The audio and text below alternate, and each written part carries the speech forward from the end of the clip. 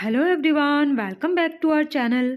हमारी आज की वीडियो का टॉपिक है नारी शक्ति पर निबंध हिंदी में। तो इस वीडियो में हम एक प्रभावशाली तरीके से नारी शक्ति टॉपिक पर निबंध किस प्रकार से तैयार कर सकते हैं यह सीखेंगे।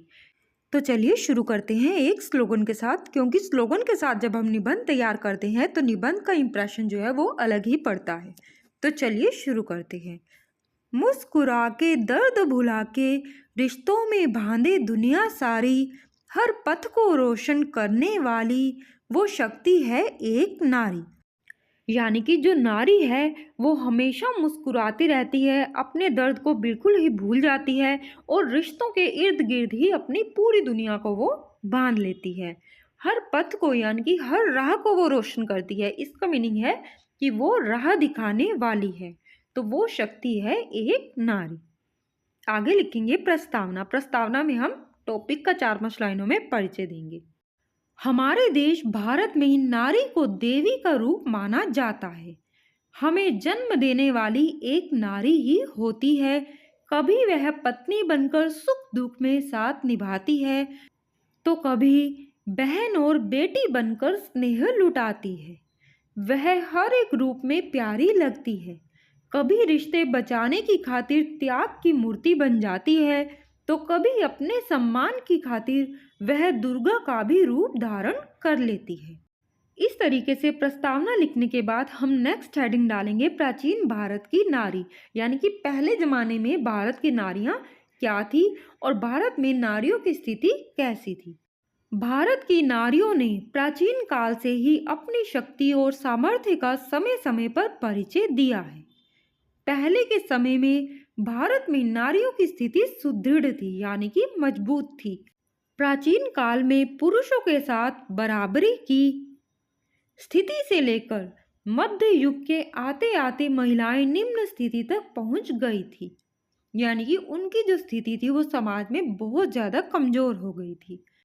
फिर समाज सुधार का युग आया और समाज में स्त्रियों के समान अधिकारों के लिए मांग की जाने लगी। फलस्वरूप महिलाओं ने तीव्र गति के साथ अपने अधिकारों की लड़ाई लड़ी और देश के शीर्ष पदों तक, यानी कि उच्च पदों तक अपनी पहुंच स्थापित की। चाहे झांसी की रानी के रूप में, चाहे कल्पना चावला और चाहे इंदिरा गांधी के रूप में, भारतीय नारी हमेशा से ही एक सशक्त भूमिका में नजर आती रही है। नेक्स्ट हेडिंग डालेंगे नारी का संघर्ष, कि आखिर निम्न स्थिति से मजबूत स्थिति तक पहुंचने के लिए नारी को किस प्रकार से संघर्ष करने पड़े।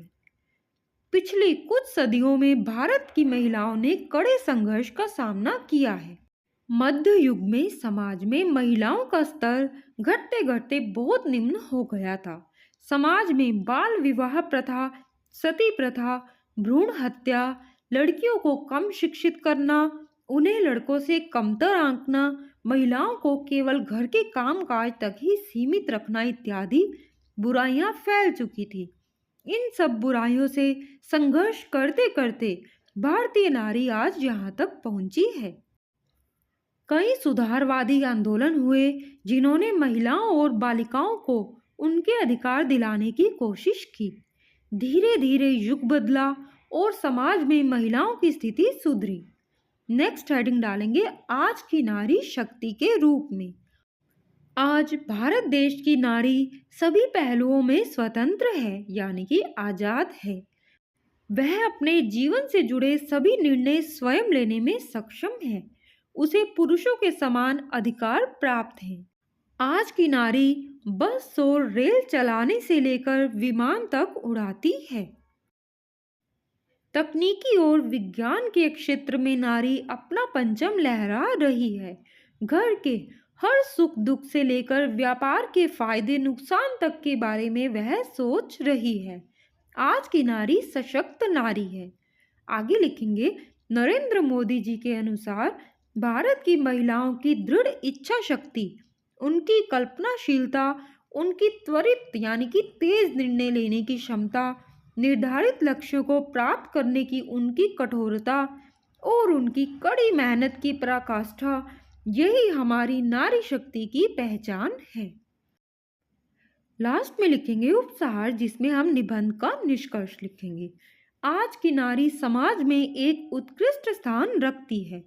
आज समाज में नारी सशक्त भूमिका निभा रही है, परंतु यह महिला सशक्तिकरण तभी सार्थक है जब महिलाओं को अपने निर्णय लेने की स्वतंत्रता पूर्ण रूप से प्राप्त होगी। उनके लिए क्या सही है और क्या गलत, यह तय करने का अधिकार भी पूर्ण रूप से उनके पास हो। आज देश की महिलाओं को उनके अधिकारों के प्रति जागरूक किया जा रहा है और उन्हें सिखाया जा रहा है कि वह अपने जीवन में हर तरह से आत्मनिर्भर कैसे बने। आत्मनिर्भरता ही नारी शक्ति की असल पहचान है। जिस दिन देश की हर एक महिला आत्मनिर्भर बन जाएगी, उस दिन सही मायने में हमारा भारत देश एक विकसित देश कहलाएगा।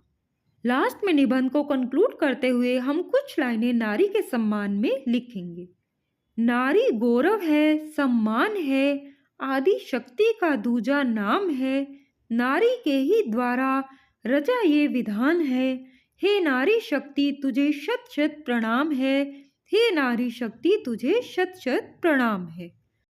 तो कैसा लगा आपको यह निबंध, कमेंट करके जरूर बताएं। वीडियो हेल्पफुल हो वीडियो को लाइक शेयर, चैनल को सब्सक्राइब जरूर करें। धन्यवाद।